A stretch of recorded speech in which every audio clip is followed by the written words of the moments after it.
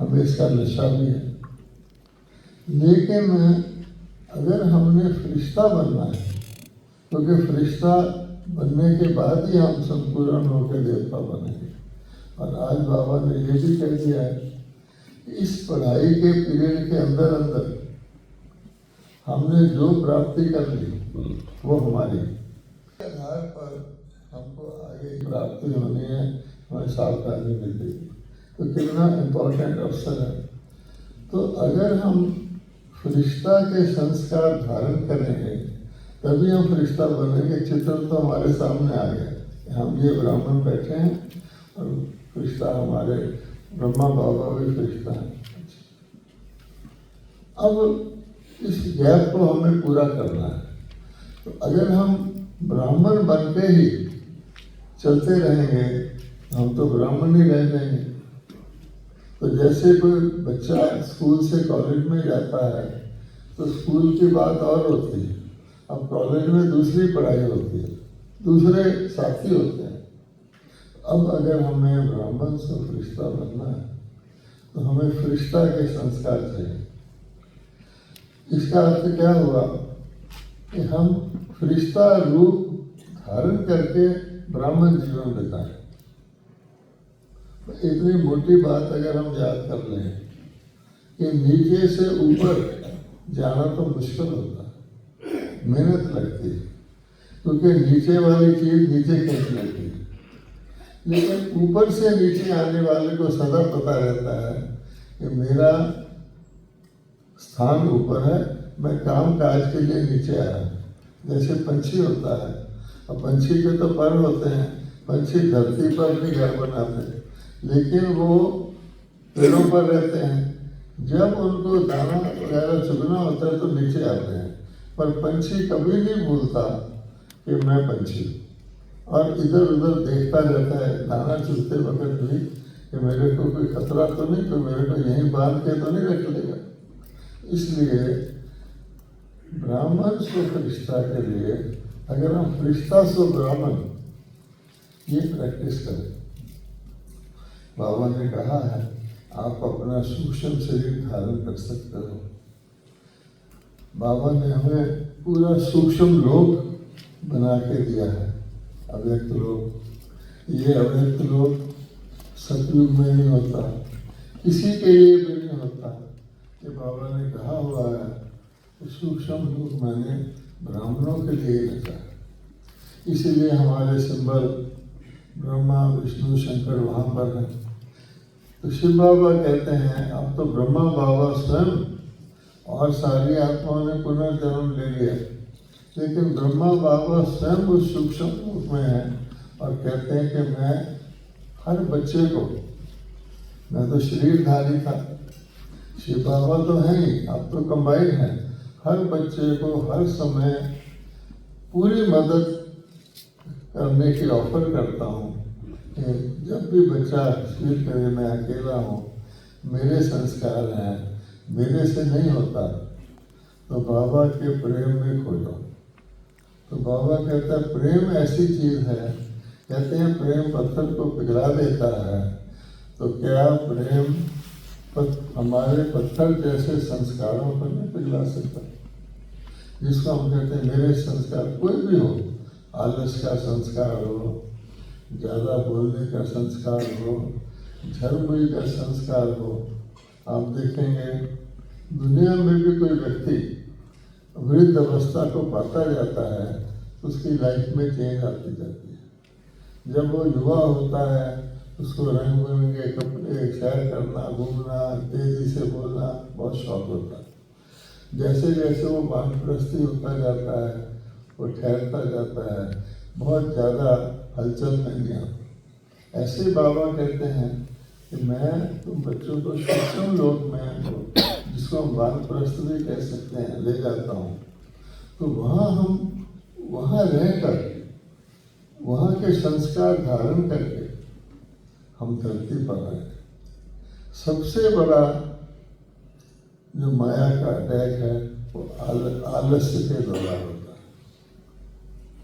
आलस्य, मिलिट्री वाले भी जब उनकी लड़ाई लग रही होती है तो आलस नहीं करते।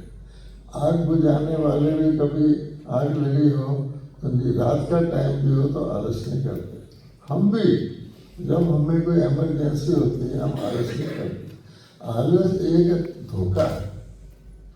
मान लीजिए अब हम यहाँ हमें कोई थोड़ी नींद आ रही है, एक काला सांप निकल आएगा तो आप देखो जो सबसे ज्यादा आलस वाला है वो सबसे पहले बाहर भागे। तो आलस तो एक धोखा है ना। और रिसेंटली मुरली में बाबा ने कहा कि परम धाम में जो आत्माएं ज्यादा समय रहती हैं वो जैसे जड़ की तरह ही हैं, क्योंकि पड़ी हैं वहाँ पर। जो आत्माएं जल्दी से धरती पर आती हैं वो पूरे चैतन्य पूरे चक्कर का सुख लेती हैं। अच्छा, ये तो परम धाम की बात हो गई कि परम धाम से हम बड़े खुश हैं कि बाबा हमारी आत्माओं को सबसे पहले नीचे भेज देता है। मुरली में भी है कि तुम पूरे 84 जन्म, पूरे 21 जन्म पूरा चक्कर लगाओ। जब हम नीचे आ गए, हम हैं चैतन्य और हम नीचे आके आलस में पड़ गए तो जड़ हो गए। तो उस वक्त हमने कुछ किया ही नहीं। नींद तो और बात है। ब्रह्मा बाबा तो कहते मैं नींद के बीच बीच में उठकर सकाश देता था। हमको भी बाबा कहते हैं तुम सकाश देना, खाली अपनी धारणा करना तुम्हारा काम नहीं है। आज तो बाबा ने कहा तुम जड़ हो, तो जड़ जैसे सारे विश्व को शक्ति देता है तुमको सकाश देना है। क्योंकि हमें सतयुग में प्रकृति भी नहीं चाहिए। ऐसे थोड़ी हम प्रकृति को सेवा नहीं करेंगे तो हमें नई प्रकृति मिल जाएगी। तो प्रकृति को सतो प्रधान बनाना सकाश देकर ये डिटेल है।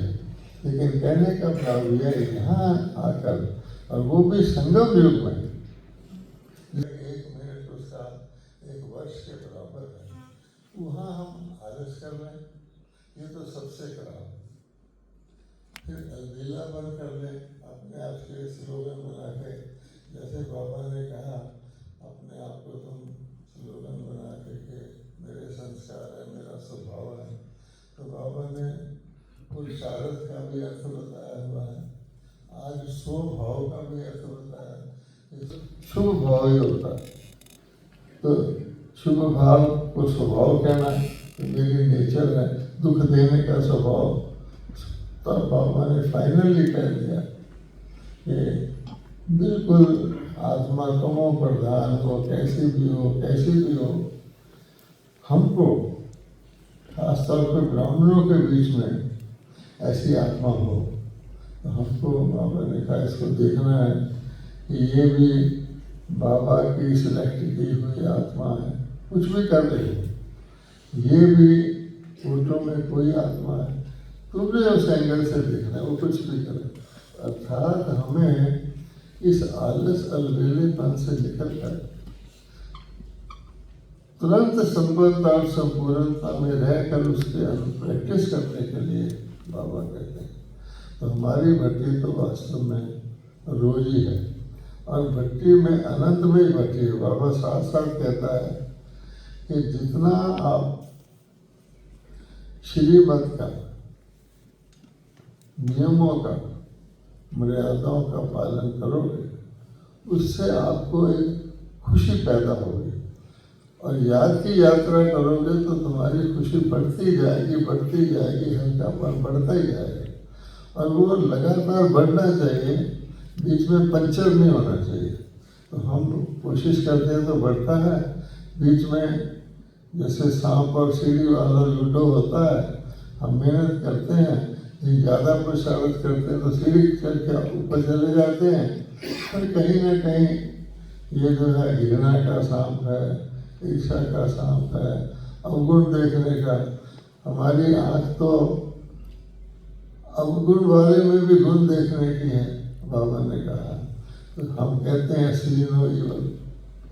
तो बाहर की इवल को हम अपने अंदर ले आएंगे तो अपना गुण उसको कैसे ट्रांसफर करेंगे? हम पावरफुल होंगे तभी उस कमजोर के ऊपर हम प्रभाव डाल सकेंगे। इसके लिए व्यक्तिगत अभ्यास जो बाबा बताते रहते हैं। आजकल तो इस मास में तो खास तौर पे सकाश कहने का अभ्यास है, ये बहुत बेहद का अभ्यास है। एक बार बाबा और कहते हैं, सदा बेहद में रहो तो हद आपकी तंग नहीं करेगी। जैसे किसी व्यक्ति को बहुत बड़ी समस्या आ जाए तो छोटी समस्या उसको पता नहीं लगता। तो इसी प्रकार से बेहद का मतलब क्या है कि मेरा जो वर्तमान समय मेरी सेवा है, मेरी जो विशेषताएं हैं, मेरा जो फील्ड है, उसको करते हुए मुझे कभी नहीं समझना कि मैं इस फील्ड में हूँ। मान लो मैं शांतिवन में रहता हूँ या हॉस्पिटल में रहता हूँ या कोई मुझे काम मिला हुआ है सेवा का, रोटी बांटने का, वो करते हुए मुझे कभी नहीं समझना कि मैं ये कर रहा हूँ, ये एक धोखा हो जाएगा। ये कार्य आदि बाबा हमको बिजी रखने के लिए, कर्म में रहते हुए योग करने के लिए देता है, और कार्य का कोई फर्क नहीं पड़ता, हमको कोई भी कार्य मिले। बाबा ने मुरलियों में कहा हुआ, चाहे आप बर्तन मांज लो चाहे भाषण कर लो, आपकी स्थिति, तो स्थिति का अर्थ क्या है कि मैं अपने उस अलौकिक रूप में बेहद के भाव से बेहद का वर्षा लेना है तो बेहद के रूप में करूँ। नहीं तो कभी कभी होता है कि मैं अपने डिपार्टमेंट के लिए, अपने साथियों के लिए थोड़ा सा ज़्यादा ध्यान कर देता हूँ।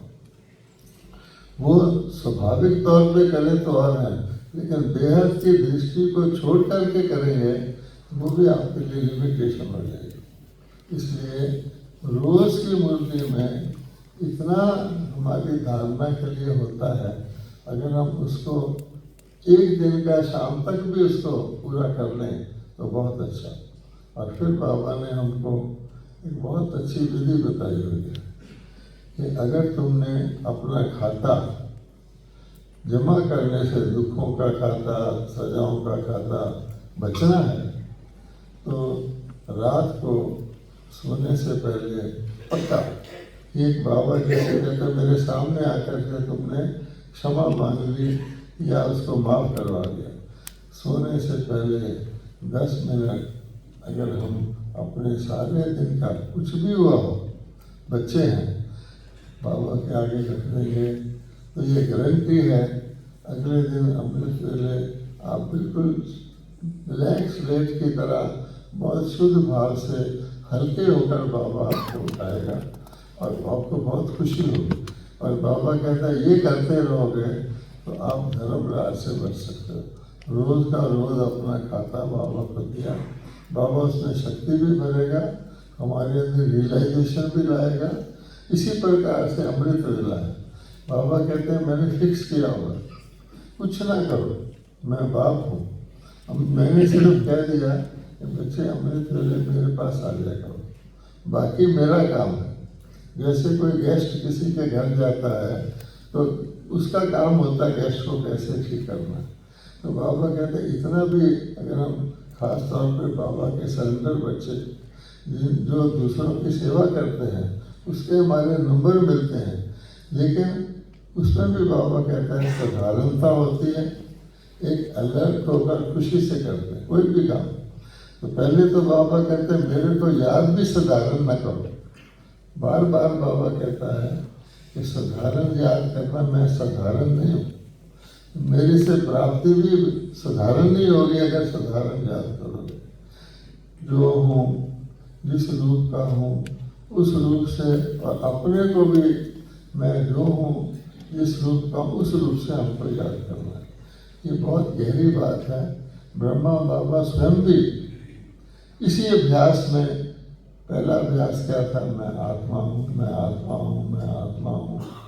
अपनी पत्नी का नाम लेके यशोदा आत्मा है, आत्मा है। अच्छा, फिर हमको भी बाबा ने कहा हुआ कि वास्तव में तो हम एक छोटी सी बिंदी है। आजकल तो मोटा मोटा तिलक लगाते हैं लोग, बिंदी को भी बड़ा गिनते हैं, लेकिन छोटी सी बिंदी है। क्या हम वही चेतन है? हम उस छोटी सी बिंदी के स्वरूप में रहते हैं और उसके लिए दूसरे को भी छोटी सी बिंदी के स्वरूप में देखते हैं। ये बहुत इम्पोर्टेंट है। क्योंकि जब बिंदी देखेंगे तो बाबा कहते कि मैं भी छोटी सी बिंदी हूँ। तो हम आत्मा मस्तिष्क के बीच में है, बाबा परम धाम में है।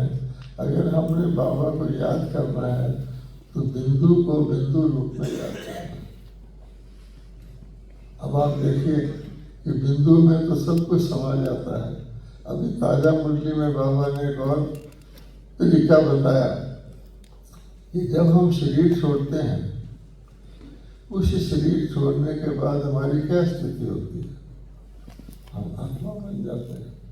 अब पिछले शरीर के सारे बंधन रिश्ते खत्म हो जाते हैं, आत्मा बन जाते हैं। अगले शरीर में जाते हैं तो फिर अगले शरीर का पाठ शुरू होता है। ऐसे ही जब हम योग में बैठते हैं, हम अपने आप को मर्जीवा कहते हैं, तो योग में बैठते हैं तो क्या हम वो स्थिति धारण नहीं कर सकते कि मेरा पिछले से सारा नाता खत्म, मैं आत्मा हूँ। तो ये आत्मा समझ के सारा दिन चलना, ये भी बहुत इम्पोर्टेंट है। इसमें आपका योग फटाफट लग जाएगा। बाबा को भी आप भटकेंगे नहीं। आज बाबा ने एक और बात कही कि तुम भिन्न भिन्न सिंहासनों पर भटको नहीं, एक ही अपना सिंहासन, सुमान का सिंहासन रखोगे तो किसका सिंहासन फिक्स होता है, वो सिंहासन पर बैठा रहता है। आप म्यूजिकल चेयर्स कभी कभी खेलते हो, उसमें क्या होता है, आप अपनी सीट के लिए आपको भागना पड़ता है, अलर्ट रहना पड़ता है। उसमें एक एक सीट खत्म होती जाती है और एक एक व्यक्ति आउट होता जाता है। तो लेकिन ये बाबा ने कहा, मैंने तो तुमको सम्मान के सिंहासन दिए हैं, अब इस बार तो सिंहासन दिया। संतुष्ट व्यक्ति को भागना भटकना पड़ता ही। संतुष्ट व्यक्ति के अंदर इतनी अथाह होता है कि वो कहता है सारी दुनिया मेरे से ले गए, मेरे को किसी से कुछ नहीं देना। जैसे कोई तुम्हें पानी चाहिए तो सागर क्या कहेगा? हम उस सागर के बच्चे हैं और हम हर प्रकार से, बाबा ने कहा हुआ ब्राह्मणों की नहीं कोई अप्राप्त वस्तु ब्राह्मणों के खजाने में। क्यों? हमको पता लग गया आत्मा खुश है, आत्मा संतुष्ट है, आत्मा चलती कला में, तो हमें और क्या चाहिए? इसी प्रकार से बाबा ने कहा इच्छा मात्र में विद्या। ब्राह्मणों को क्या इच्छा करनी है? जो ही हम इस नियम से थोड़ा सा हटते हैं, हम दूसरे को देखते हैं, थोड़ी मुझे सुविधा मिल जाए, थोड़े मुझे साधन मिल जाए, उसमें पड़ जाते हैं तो हमारा वो बिंदु रूप ही चले जाता है। हम अलौकिकता से लौकिकता में आ जाते हैं। बाबा ने हमको लौकिक से अलौकिक में लाया। हमारा जीवन ही अलौकिक है और हम उसकी बजाय अलौकिक में रहकर लौकिकता में आ जाते हैं। इसलिए फालतू बोलना, न्यूज़ सुनना, दुनिया की चीज़ों में इंटरेस्ट लेना, जितनी भी डिटेल है, जब आप व्यक्ति बिंदु बनता है उसका क्या मतलब होता है कि सब कुछ समेट लिया। बिंदु बनने का बार बार अभ्यास करने से हमारा मार्ग सहज हो जाएगा। मोटे शरीर को कहीं से गुजरना मुश्किल होगा, सूक्ष्म शरीर तो आसानी से गुजर जाता है। तो ब्रह्मा बाबा इसीलिए सूक्ष्म हुए कि फुल सारा टाइम एक्टिव।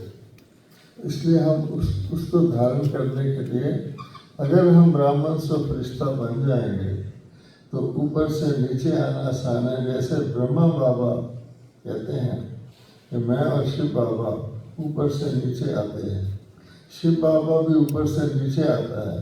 शिव बाबा कभी नहीं भूलता मैं परम धाम निवासी हूँ, मैं यहाँ टेम्परेरी हूँ।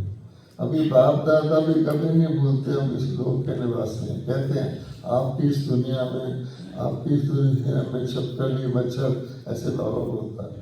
तो हम क्यों नहीं उस स्टेज में जीते जी रह करके हम भोजन करें, फरिश्ता बन के कर सकते हैं। आप देखेंगे गुलजार दादी हमारे पास रहती थी, फरिश्ता बन के भोजन करती थी, जरा जरा थोड़ा थोड़ा भोजन करती थी, धीरे धीरे करती थी।